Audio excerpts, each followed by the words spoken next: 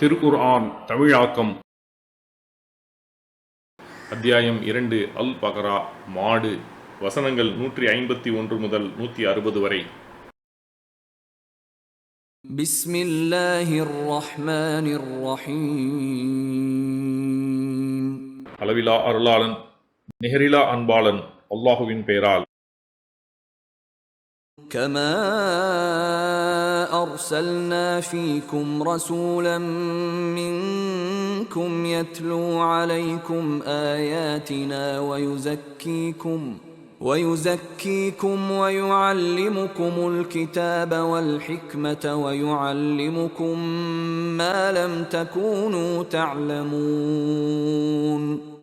நமது வசனங்களை உங்களுக்கு ஓதிக்காட்டி உங்களை தூய்மையாக்கி உங்களுக்கு வேதத்தையும் ஞானத்தையும் கற்றுத்தந்து நீங்கள் அறியாதவற்றையும் உங்களுக்கு கற்றுத்தரும் ஒரு தூதரை உங்களிலிருந்தே உங்களுக்கு நாம் அனுப்பியது போன்றே உங்களுக்கான தொழும் திசையையும் ஏற்படுத்தி அருள் புரிந்தோம்.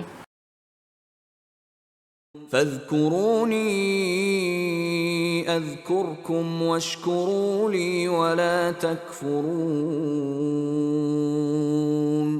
எனவே என்னை நினைவு கூறுங்கள், நானும் உங்களை நினைவு கூர்வேன். எனக்கு நன்றி செலுத்துங்கள், என்னை மறுத்து விடாதீர்கள். يا أيها الذين آمنوا استعينوا بالصبر والصلاة إن الله مع الصابرين. இறை நம்பிக்கை கொண்டோரே, பொறுமை கொண்டும் தொழுகையை கொண்டும் அல்லாஹுவிடம் உதவி தேடுங்கள். பொறுமையாளர்களுடன் அல்லாஹ் இருக்கிறான். ولا تقولوا لمن يقتل في سبيل الله أموات بل أحياء ولكن لا تشعرون. அல்லாஹுவின் பாதையில் கொல்லப்படுவோரை மரணித்தவர்கள் என்று கூறாதீர்கள், மாறாக அவர்கள் உயிருடன் இருக்கிறார்கள், எனினும் நீங்கள் உணரமாட்டீர்கள். وَلَنَبْلُوَنَّكُمْ بِشَيْءٍ مِّنَ الْخَوْفِ وَالْجُوعِ وَنَقْصٍ مِّنَ الْأَمْوَالِ وَالْأَنفُسِ وَالثَّمَرَاتِ وَبَشِّرِ الصَّابِرِينَ. உங்களை ஓரளவு பயம் மற்றும் பசியை கொண்டும் செல்வங்கள், உயிர்கள் மற்றும் விளைச்சல்கள் ஆகியவற்றை குறைத்தும் நாம் சோதிப்போம். பொறுமையாளர்களுக்கு நற்செய்தி கூறுவீராக.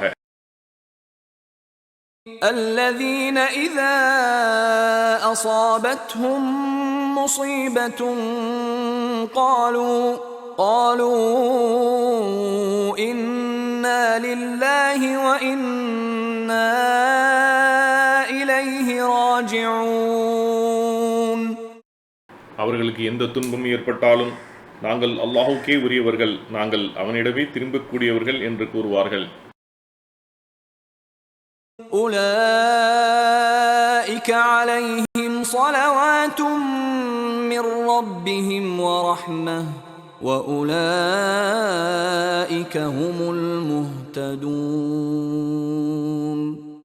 இத்தகையோர் மீதுதான் அவர்களின் இறைவனிடமிருந்து மன்னிப்பும் அருளும் உள்ளது. அவர்களே நேர்வழி பெற்றவர்கள். إن الصفا والمروة من شعائر الله فمن حج البيت أو اعتمر فلا جناح عليه أن يطوف بهما ومن تطوع خيرا فإن الله شاكر عليم. சஃபாவும் மர்வாவும் அல்லாஹ் ஏற்படுத்திய அடையாளங்களில் உள்ளவை. எனவே இந்த காபா ஆலயத்தை ஹஜ் அல்லது உம்ரா செய்பவர் அவ்விரண்டையும் சுற்றி வருவது குற்றமில்லை. நன்மையை யார் மிகுதியாக செய்கிறாரோ அவருக்கு அல்லாஹ் நன்றி பாராட்டுபவன், நன்கறிந்தவன். إن الذين يكتمون ما أنزلنا من البينات والهدى من بعد ما بيناه للناس في الكتاب أولئك يلعنهم الله ويلعنهم اللاعنون. நாம் அருளிய தெளிவான சான்றுகளையும் நேர்வழியையும் வேதத்தில் மக்களுக்கு நாம் தெளிவாக்கிய பிறகு யார் மறைக்கிறார்களோ அவர்களை அல்லாஹ் சபிக்கிறான். சபிப்பதற்கு உரிமையுடையவர்களும் சபிக்கின்றனர். إلا الذين تابوا وأصلحوا وبينوا فأولئك أتوب عليهم وأنا التواب الرحيم. பாவமன்னிப்பு கோரி சீர்திருத்திக் கொண்டு தெளிவாக எடுத்துரைத்தவர்களை தவிர அவர்களை நான் மன்னிப்பேன். நான் மன்னிப்பு மிக்கவன், நிகரிலா அன்பாளன். ஜஸாக்கல்லாஹ் ஹைரன். அல்லாஹ் உங்களுக்கு நற்கூலியை வழங்குவானாக. இக்காணொளிகளை பிறருக்கு பகிர்வதன் மூலம் நன்மைகளை பெற்றுக்கொள்ளுங்கள் இன்ஷா அல்லாஹ். இந்த காணொளிகள் தொடர்ச்சியாக உங்களை வந்தடைய சேனலை சப்ஸ்கிரைப் பண்ணுங்க.